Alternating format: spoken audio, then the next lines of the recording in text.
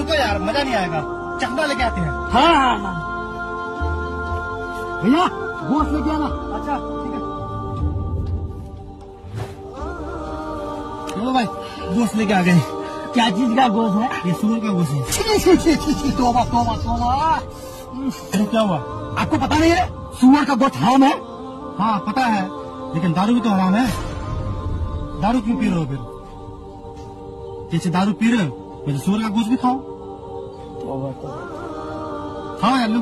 नहीं यार नहीं नहीं नहीं, तो वादे करो दारू नहीं पियोगे। नहीं पियेंगे भाई, आगे नहीं पियेंगे भाई। मतलब हम लोग ही डिसाइड कर लो ना, दारू हमारे लिए जायज हो गया, सुअर का गोश्त हमारे लिए हराम हो गया। दोनों सेम चीज है, दोनों इस्लाम में हराम है। जी जी।